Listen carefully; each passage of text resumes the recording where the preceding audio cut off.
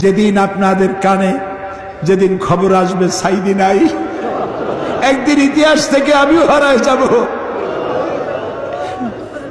কিয়ামতের দিন আল্লাহ যেন আমাকে মাফ করে দেন। আমি কিচ্ছু চাই না আল্লাহর কাছে।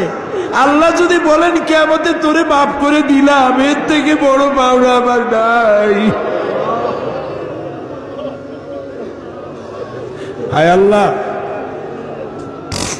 এদেশে ইসলামের জন্য কারা রক্ত দেয়?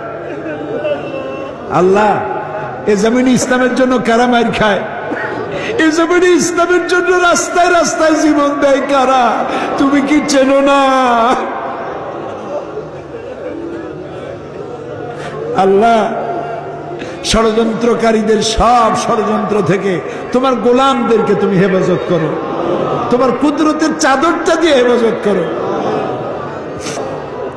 আল্লাহ তাআলা, তুমি মুসলমানদের উপরে রাগ করেছো। আল্লাহ, তুমি যদি রাগ করো আমরা যাবো কই? তুমি যদি গুসা করো আমরা যাবো কই? আমাদের যদি তুমি ফালাইয়া দাও, তোমার বান্দার অভাব নাই, কিন্তু আমাদের ভালাই দিলে তোমার মতো আল্লাহ পাবো কই?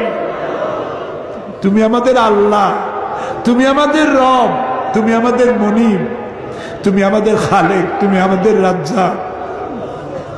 বাচ্চা অপরাধ করে, মা বাবা যখন দেখে বাচ্চা কান্দে ক্ষমা করে দেয়।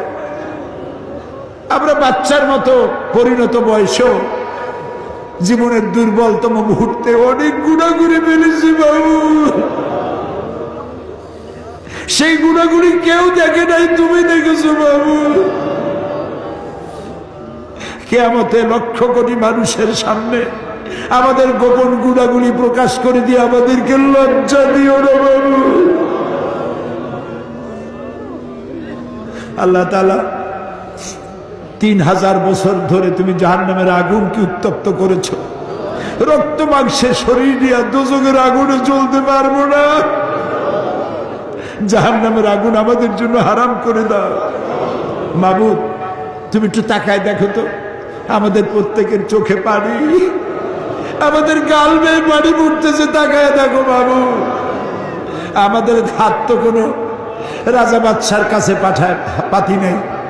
বিশাল আকাশের মালিক, জমিনের মালিকের কাছে দুহাত পেতেছি, ভিক্ষার হাত। ফেরত দিও না বাবু, ফিরাইয়া দিও না।